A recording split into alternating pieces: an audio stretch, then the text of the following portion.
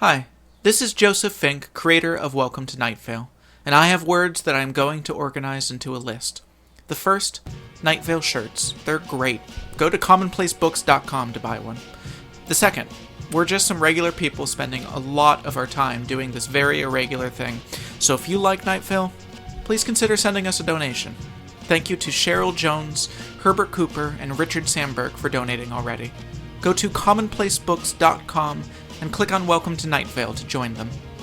Third, we're having a Welcome to Night Vale 1-year anniversary party on June 11th at 7:30 p.m., Webster Hall, New York City. We want to celebrate with all of you, we really do. And we'll be doing a live version of our special anniversary episode a few days before it is released to the public. Once again, that's June 11th, 7:30 p.m., Webster Hall, New York City. And finally, Night Vale writer Jeffrey Craner has directed and co-written a show that is running right now, in New York City. It's called Vulture Wally, and it's playing at the Incubator Arts Project until June 9th. Do not miss this opportunity. Go to incubatorarts.org for more info and to buy tickets. That's all. Hey, thanks for listening. Thanks. The sun has risen. You are awake. This symmetry is not without meaning. Welcome to Night Vale.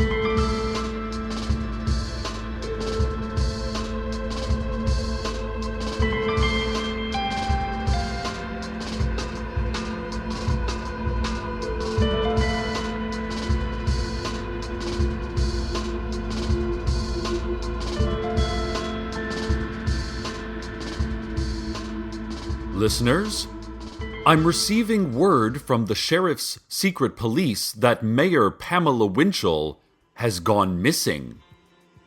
After this morning's press conference, where she updated the media on standard mayoral news, stuff like her favorite kinds of rocks, and a demonstration on hatchet sharpening, she walked to her office and then disappeared.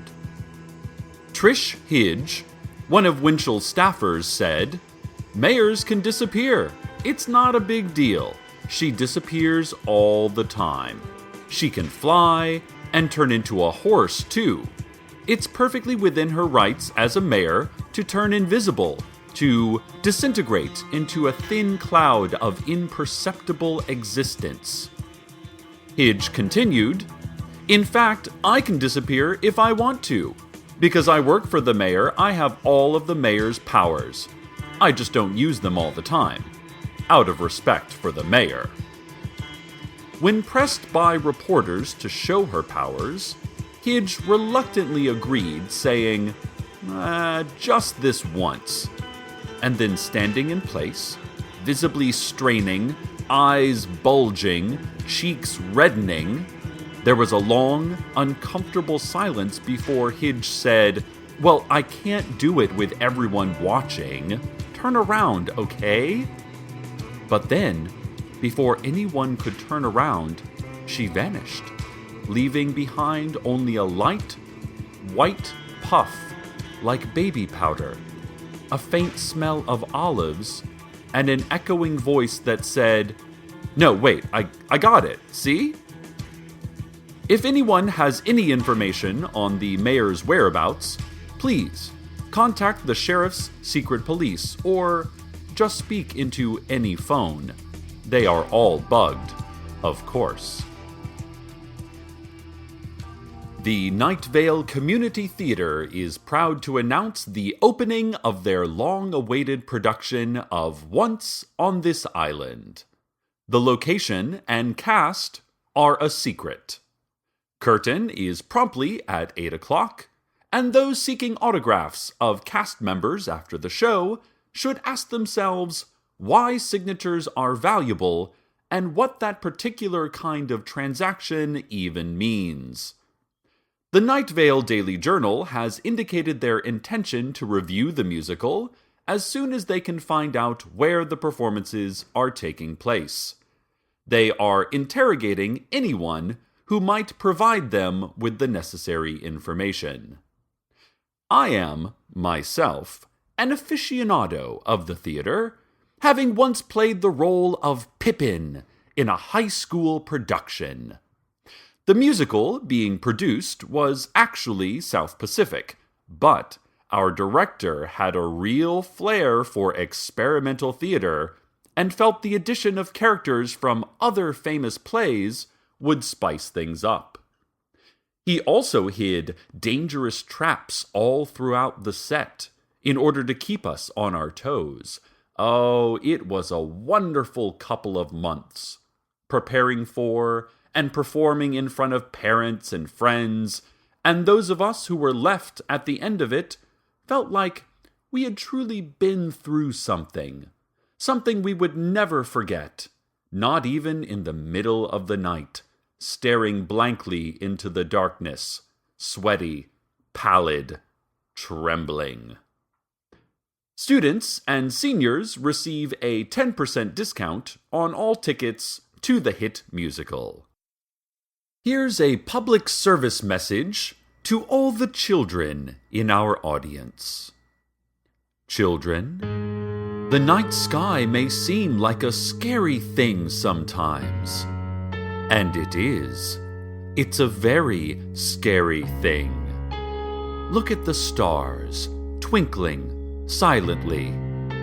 They are so far away that none of us will ever get to even the closest one. They are dead-eyed sigils of our own failures against distance and mortality. And behind them, just the void, that nothingness that is everything, that everything that is nothing. Even the blinking light of an airplane streaking across it does not seem to assuage the tiniest bit of its blackness, like throwing a single stray ember into the depths of a vast Arctic Ocean. And what if the void is not as void as we thought? What could be coming towards us out of the distance? Insentient asteroid with a chance trajectory? Sentient beings with a malicious trajectory?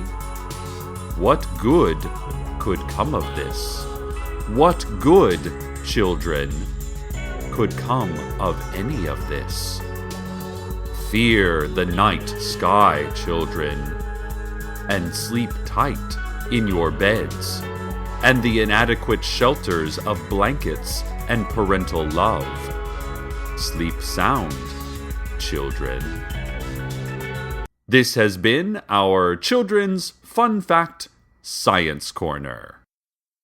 More on our missing mayor.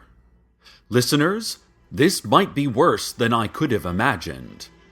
I'm receiving word that old woman Josie and a gentleman that may or may not be an angel friend of hers, depending on whether or not angels are real, or if they are real but aren't really friends with Josie, or not real but suddenly became real because Josie willed them into existence.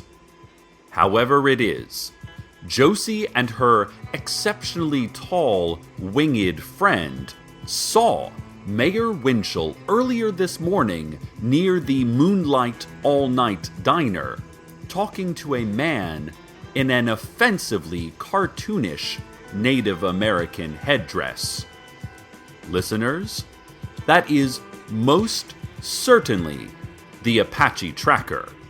And look, I don't know what he is up to, but everywhere he goes, nothing good happens. For instance, last time he went to the post office, they had to spend months cleaning the blood off the walls and hire who knows what kind of specialists to stop the disembodied screaming coming from every darkened corner. I mean, what kind of contractor even specializes in removing screens? Well, besides Shriektronics, of course, but they moved their offices to several miles deep underground, and mostly just generate earthquakes for the government these days. The point is that the Apache Tracker, despite his recent unexplained transformation into a real Native American, is not who he claims to be, and is not a trustworthy individual. I can only fear the worst for Mayor Winchell. Old woman Josie said she saw the two in a heated discussion that culminated in the Apache Tracker opening a leather briefcase, which in turn released a thick cloud of black flies. More than you would think could fit into a normal-sized fly briefcase. The man with the insensitively feathered headdress then got into the backseat of a black sedan. Josie said she saw the driver clearly and recognized him, but could no longer remember any details about his face. Josie did not see where the mayor went, though, as her possible angel friend was spending a lot of time explaining why an unassisted triple play in baseball is so rare, and she got distracted because it seemed like a really important story, and she didn't want to seem rude. Listeners, we have contacted the sheriff's secret police.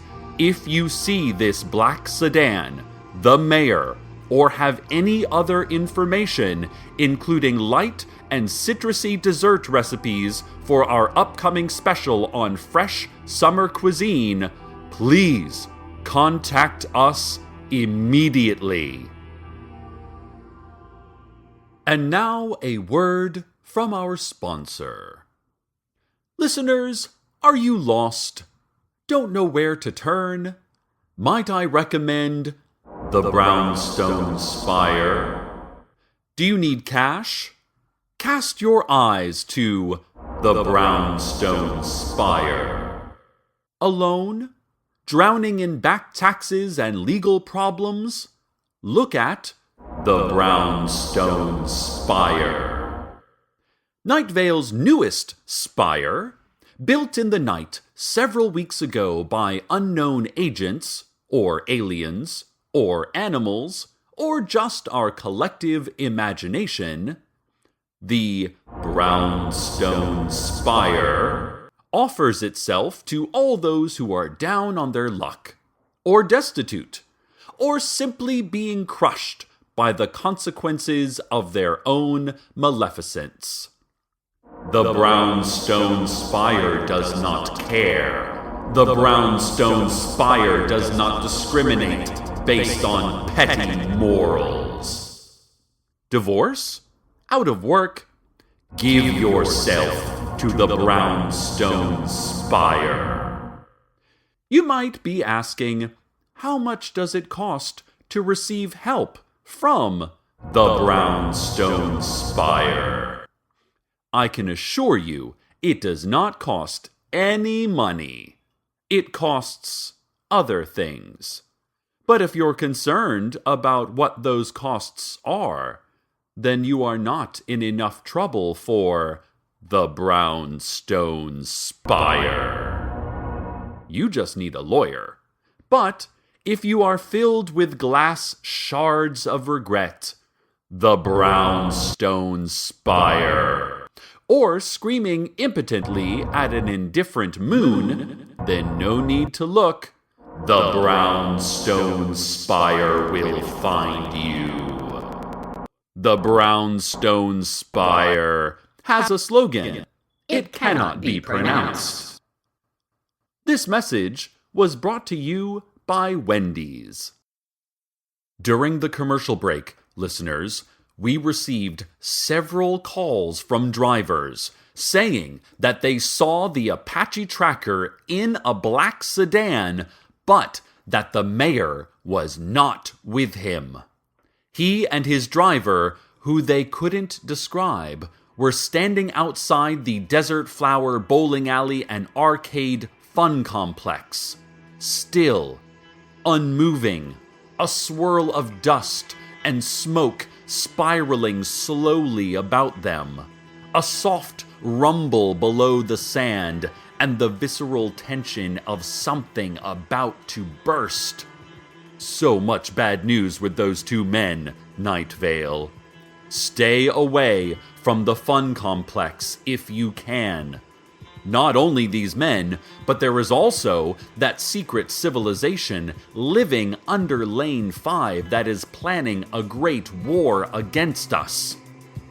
On the other hand, tonight is dollar beers and free jukebox tokens. Listen, you do what you want. It's your choice.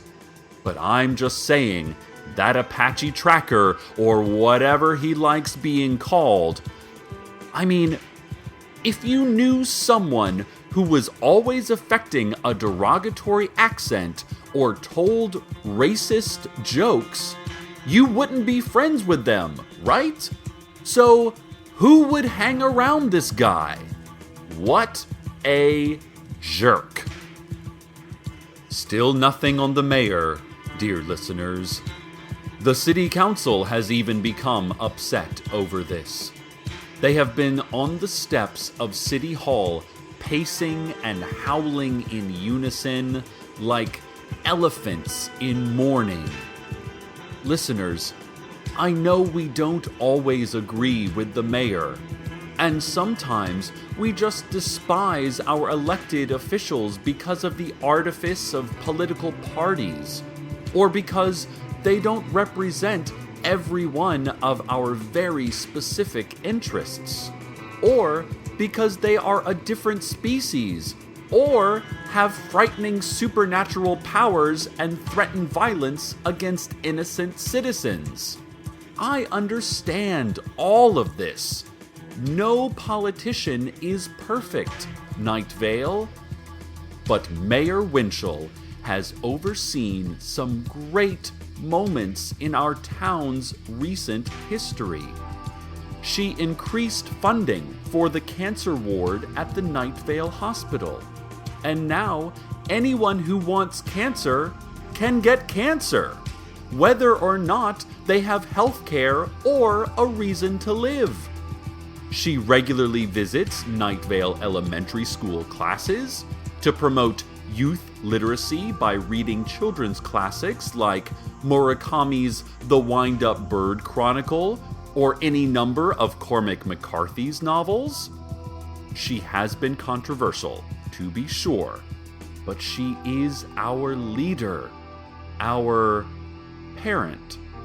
She cares very much about us, Night Vale, and when she jails or tortures someone without just cause or due process, it is because she loves this town so much. Let us find our mayor, Night Vale. But first, let us go to the weather.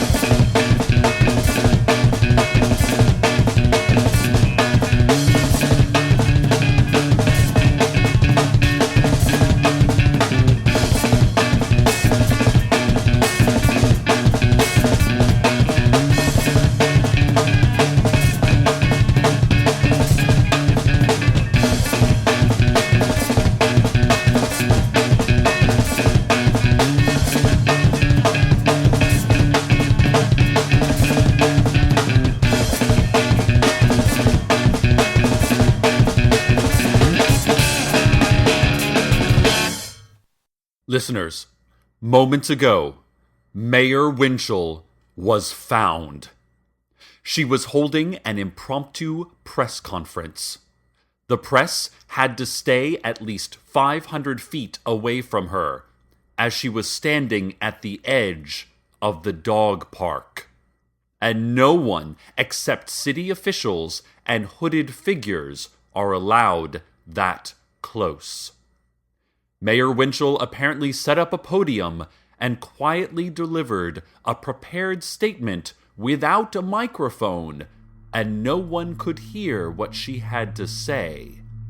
2 hooded figures were standing behind her.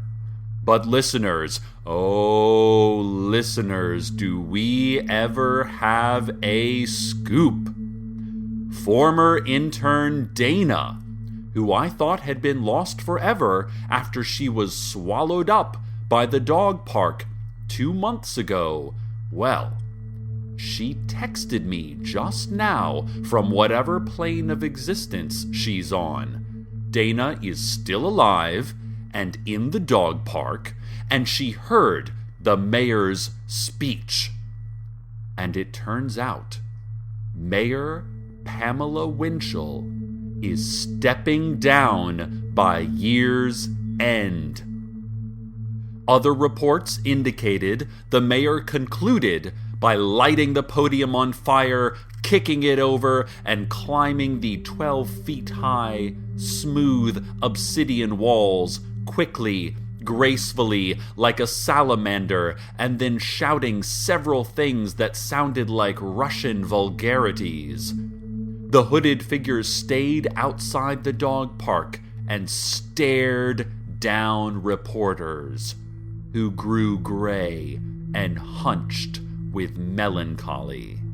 Many began wailing and clutching their eyes. Listeners, first of all, it was so nice to hear from Dana. We miss her so.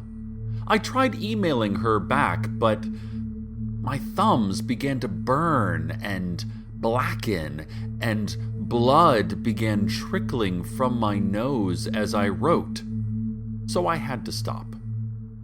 Hopefully, we will see Dana again. Time is weird, so is space. I hope ours match again someday. As for the mayor, well, this is surprising. Did the secret police force her hand? Some vague yet menacing government agency?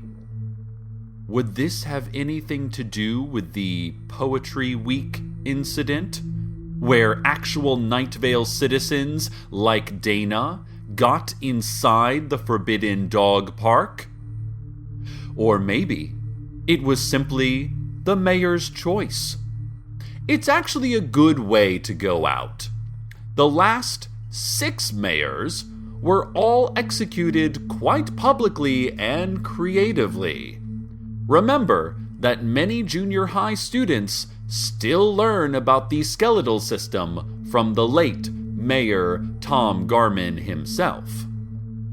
So, to get to announce your own retirement is pretty excellent. Maybe Mayor Winchell needed to spend more time with her family. Or maybe she has been exiled to the dog park for sins yet unknown. Or maybe she plans to grow into a tree by joining the collective life force and single shared soul of the Whispering Forest, which has become a very popular lifestyle choice these days. All I know, Night Vale, is that we should all be so lucky to set our own futures. Dana did not. I don't know that I will. Each day the sun rises and sets. The moon pulls the tides. Our hearts beat. Our loved ones love us back. And we share our inhales and exhales with the great organism that is our tiny planet. But as you watch the sunrise again tomorrow morning, think to yourself, past performance is not a predictor of future results.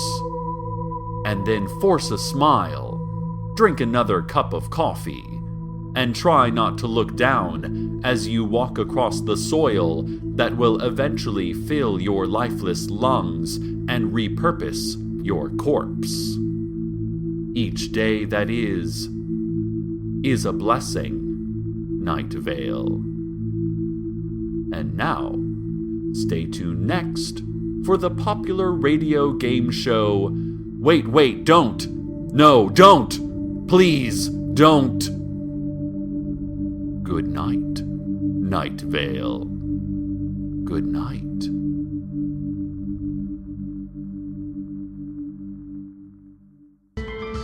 Welcome to Night Vale is a production of Commonplace Books. It is written by Joseph Fink and Jeffrey Craner, and produced by Joseph Fink. The voice of Night Vale is Cecil Baldwin. Original music by Disparition. All of it can be downloaded for free at disparition.info. This episode's weather was Biblical Violence by Hella. Find out more at hellaband.tumblr.com. Want to have your music featured in the weather section? Want to contribute your talents to the show? Just want to say hi? Email us at nightvale@commonplacebooks.com or follow us on Twitter at @NightValeRadio. Check out commonplacebooks.com for more information on this show, as well as our books on the unused story ideas of H.P. Lovecraft and what it means to be a grown-up. And while you're there, consider clicking the donate link. That would be cool of you. Today's proverb: the most dangerous game is man. The most entertaining game is Broadway Puppy Ball. The most weird game is Esoteric Bear.